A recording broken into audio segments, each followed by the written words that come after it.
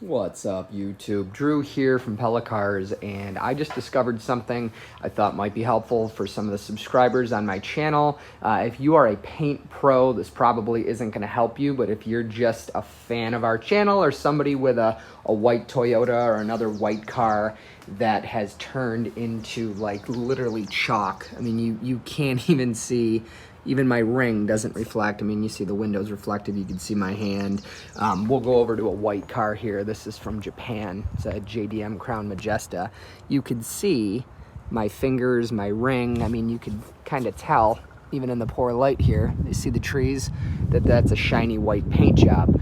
But this Camry is, I mean, I literally think that that's not any shinier than copy paper. So it's pretty bad. So I started with trying to use a polisher, a dual action polisher, and a cutting compound, and it was miserable. It like stained the paint, like the dirt that came off the paint, even though I scrubbed the car first, like stained into it. I tried just using straight polish. I tried wax. I tried everything, and it didn't work. So I want to show you guys what did. That is shiny paint. You can see the reflection of the trees in it really well compared to right here. You can't. This is money right here. You can't see trees. Now you can see trees. This is going to help you see the reflectiveness or the reflectability or whatever word that would be of the paint. This has been wet sanded. It's still not as bad as the car came to me, but as you can see the light. But now let's follow that light onto the fender, which is done.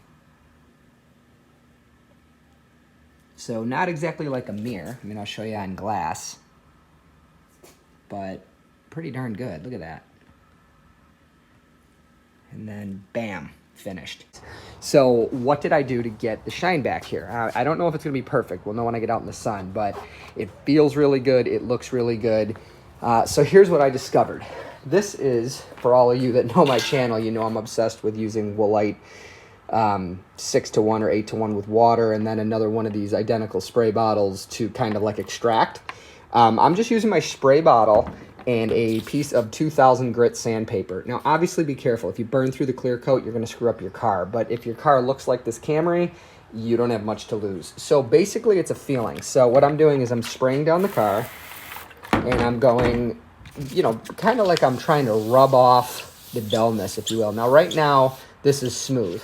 If I come somewhere like this A-pillar that's just absolutely miserable, it looks like a piece of chalk, and I hit that, you hear that grittiness, and as you go through it, it becomes smooth. Perhaps this is a bad example, but let's see here. There we go. That's much smoother than perhaps, I don't know if you guys can hear the difference, but you can definitely feel it. This wants to glide. You know, it's like, it feels like washing a window with Windex on it, where this feels like cleaning a chalkboard, literally.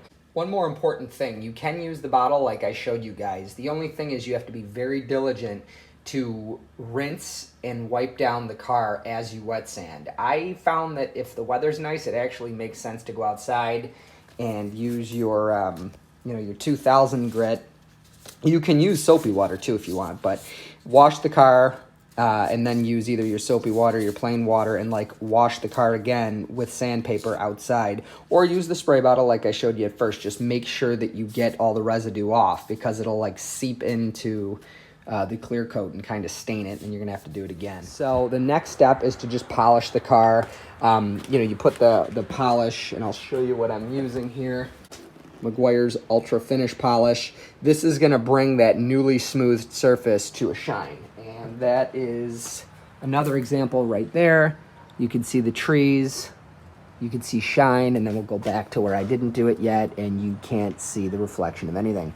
So you're going to use that polish, bring the car to a shine, and then you are going to wax it to protect it. And if it's your car and you love it, you need to keep waxing it to prevent this from happening again. One thing that's important to tell you guys is that the The fine pad that I used for most of this project was very, very difficult to get a shine, but this medium foam cutting with a clean finish, this is Bauer, this is Harbor Freight's high-end brand here. It's a $10 pad. This is their second most aggressive pad, and this was substantially more effective, so definitely recommend that. So this fender is totally done. The hardest part so far, I think, other than having to deal with the project itself, is getting the polishing compound off. So I found a couple hard passes, or moderately high pressure passes, and then a light pass, and it's easier to wipe off. A terry cloth, this is just an old bathroom hand towel. A terry cloth towel does a far better job of taking off the rest of the cutting compound than a microfiber. For all you DIYers out there that have a chalky white nasty Toyota, especially they're the worst offender, or another chalky white car, you might try this before you spend $1,000 or more on a clear coat. As you can see here, this was an absolute success. The car shines like brand new, and while it's not a restoration, it is absolutely a massive improvement. I brush touched the chips in the hood and the gouges in the back bumper with white and clear coat, so they should last, and the car just absolutely shines now. It looks fantastic. So if you find this video helpful, please like it and subscribe to the channel. Thanks.